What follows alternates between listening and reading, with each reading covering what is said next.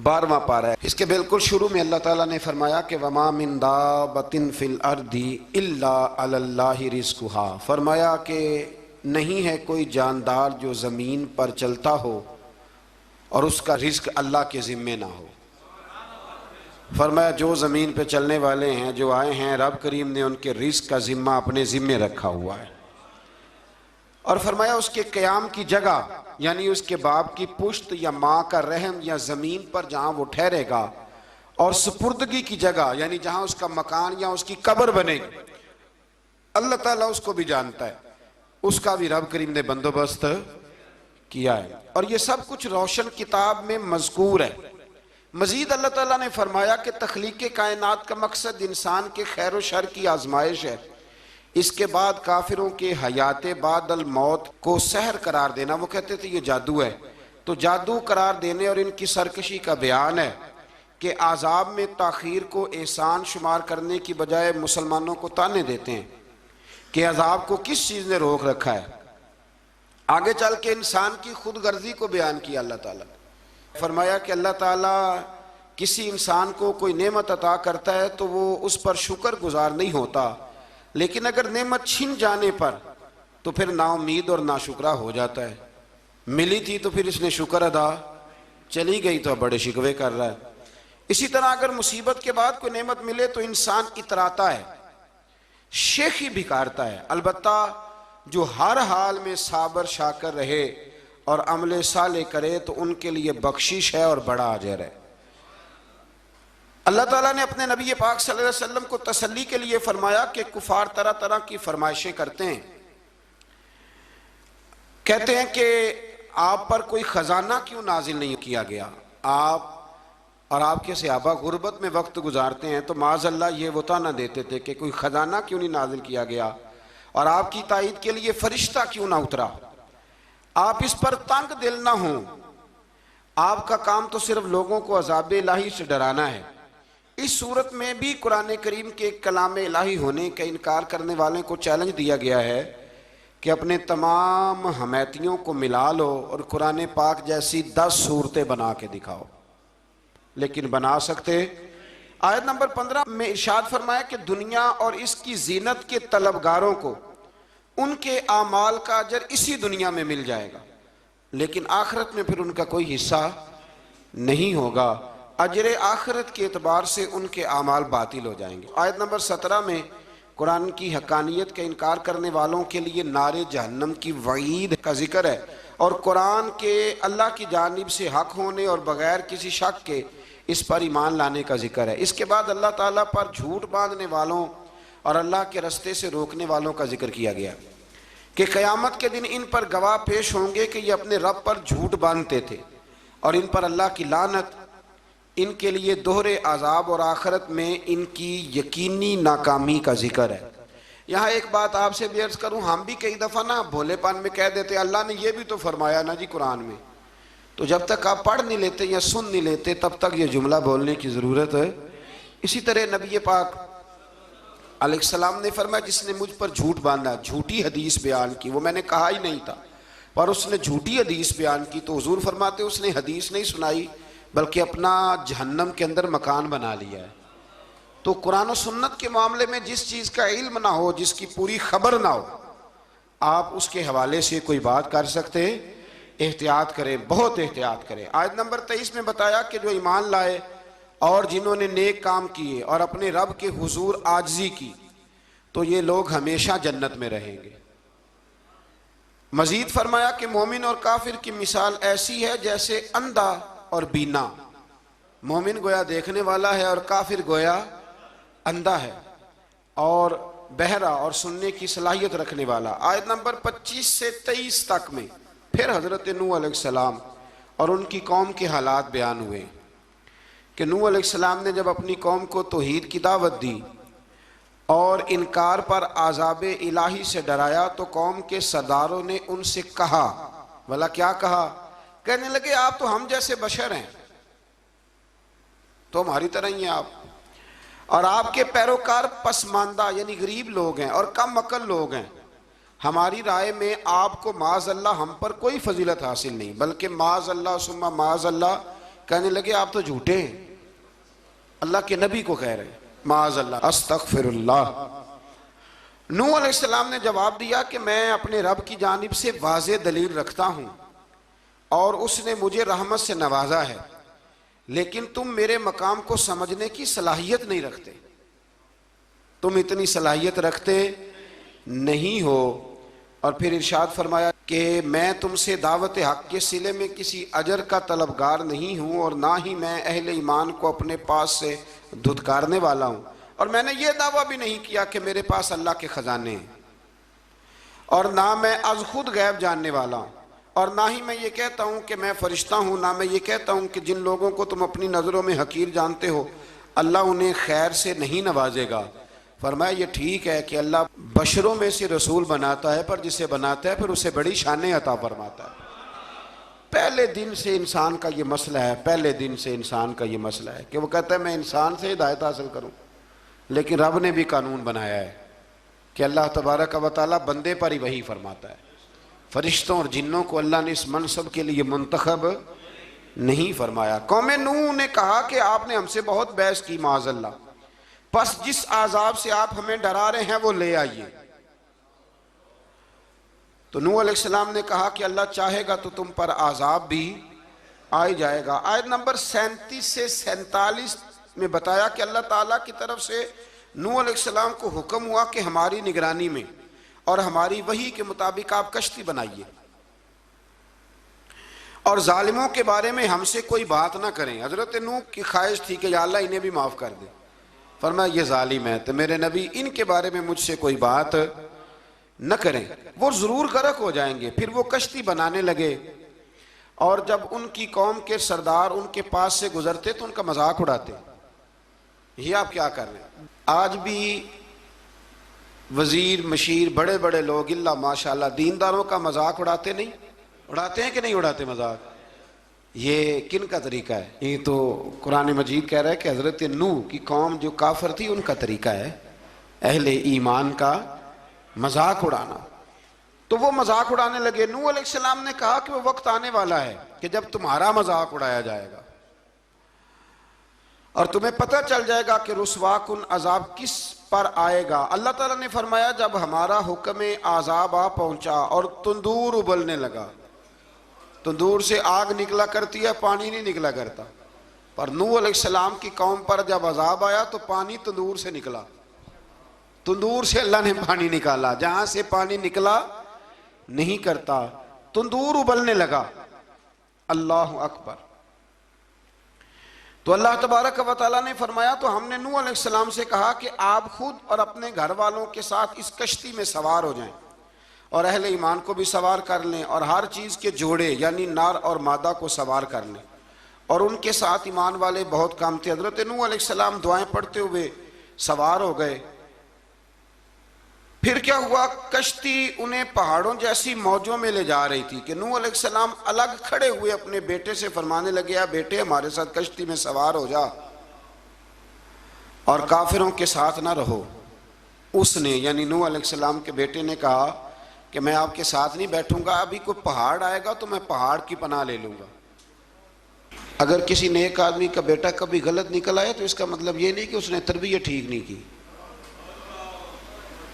हाँ, ये इतराज छोड़ दें, इसलिए कि नूह अलैहिस्सलाम का बेटा काफिर हो गया और जब सैलाब नजर आया तो उससे कहा कि आजा सवार हो जा, तो कहने लगा मैं नहीं बैठूंगा, मैं तो किसी पहाड़ की पनाह ले लूंगा और मैं उसके अंदर छुप जाऊंगा और वो पहाड़ मुझे पानी से बचा लेगा।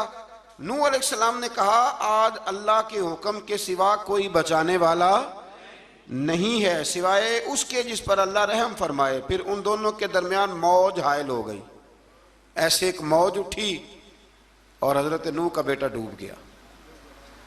और जब हजरत नूह का बेटा डूबा अल्लाह की तरफ से हुक्म हुआ, ए ज़मीन अपना पानी निगल ले, ए आसमान थम जा, और पानी खुश हो गया। अल्लाह का फैसला नाफिज हो गया और कश्ती कोहे जोदी पर ठहर गई। नूह अलैहिस्सलाम ने अल्लाह से इल्तिजा की, क्या मेरे परवरदिगार मेरा बेटा और मेरे अहल से है और तेरा वादा सच्चा है कि तू मेरे अहल को बचा लेगा।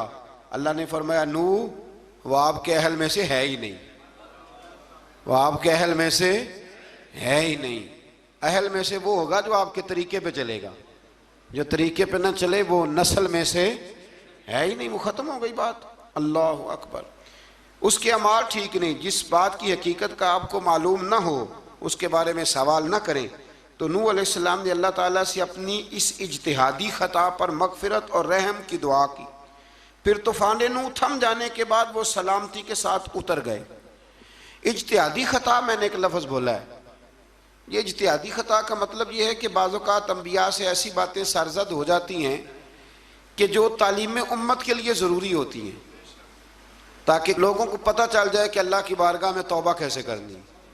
अगर वो लोग तौबा ना करते तो हमें तौबा के तरीके समझ में, यानी उनसे इज्तिहादी ख़ता हो गई, कहने में करने में कोई ऐसी बात हो गई जो बज़ाहिर अल्लाह ताला की रज़ा वाली, तो फ़ौरन माफ़ी मांग लेते थे। लेकिन अब उम्मती उठ के कहे कि नबी गुनाहगार है माज़अल्लाह।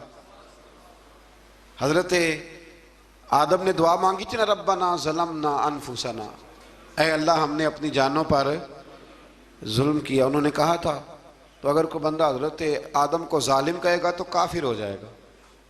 तो अगर वो कहे कि वो तो खुद कह रहे हैं, एक बंदा अड़ जाता है, कहते हैं तो खुद कह रहे रब्बना ज़लमना, तो खुदा के बंदे वो अल्लाह के नबी हैं, वो रब से कह रहे हैं, वो आजिज़ी के तौर पर कह रहे हैं। कुछ लोग अड़ जाते, कहते खुद हुजूर ने कहा है जी अना बशरुम मिस्लुकुम, मैं तुम्हारी तरह का बशर हूँ, खुद नबी पाक ने कहा है। अजीब बेवकूफ़ बंदे हो, नबी करीम तो कह सकते हैं पर उम्मती उठ के नहीं कह सकता।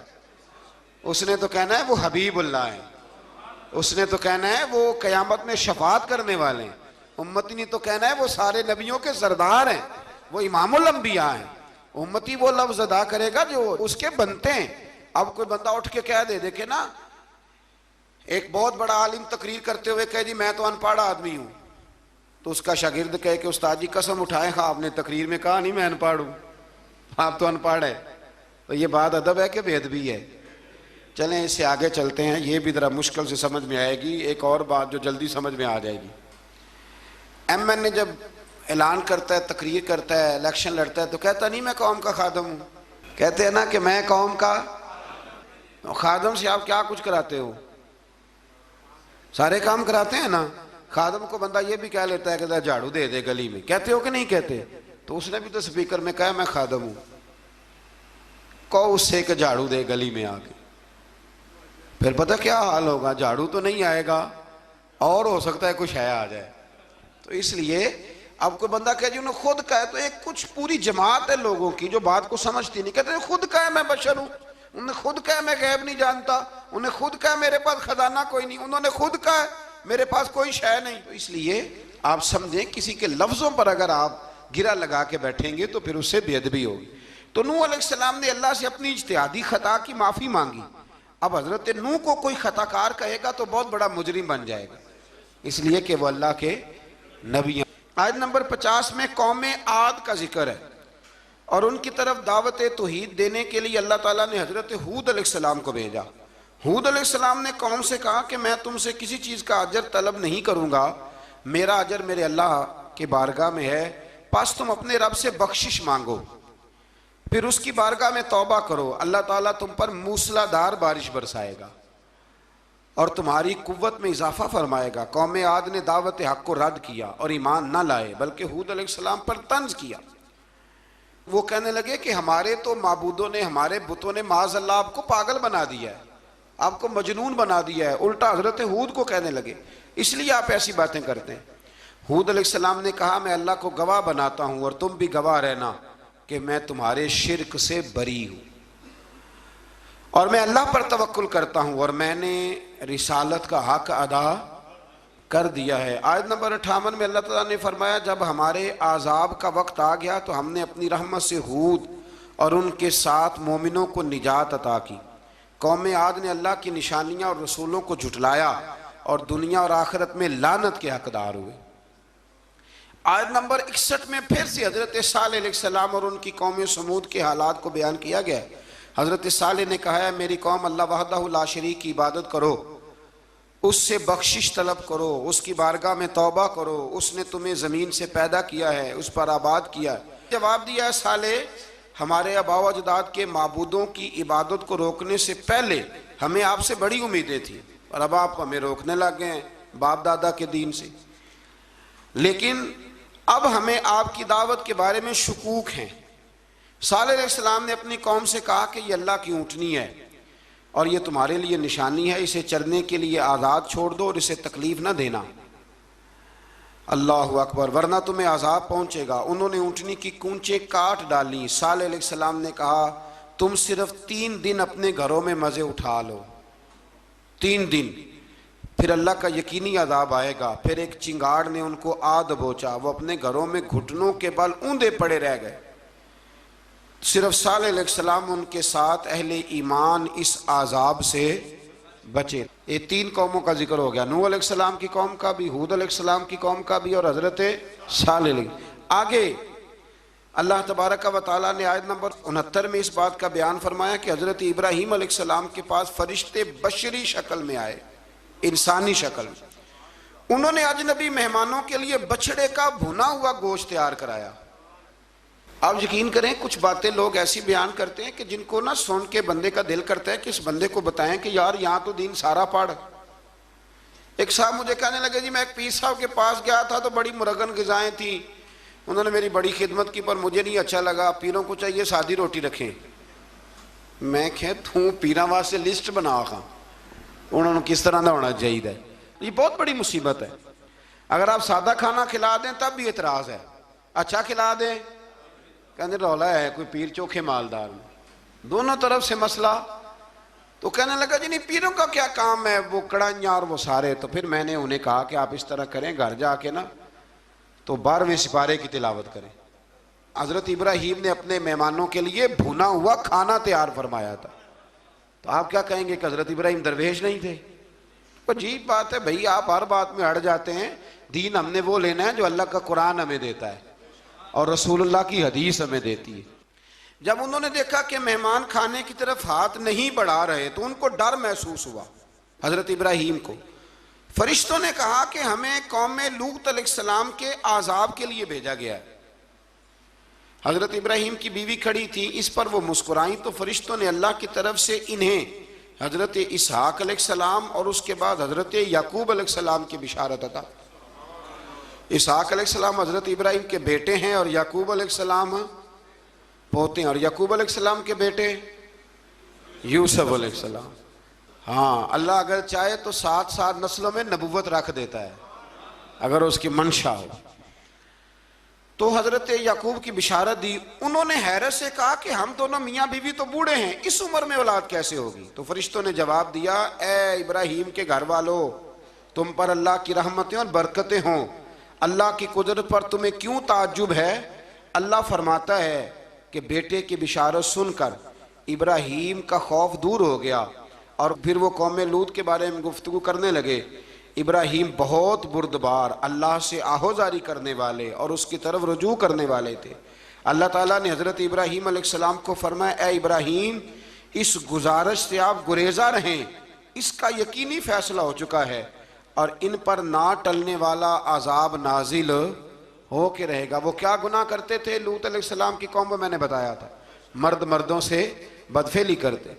तो हज़रत इब्राहीम ने भी अर्ज़ की, बार बार गुजारिश की, बहस की कि अल्लाह मेहरबानी फरमा उनका अजाब। आप देखें नबियों के हौसले कितने बड़े हैं।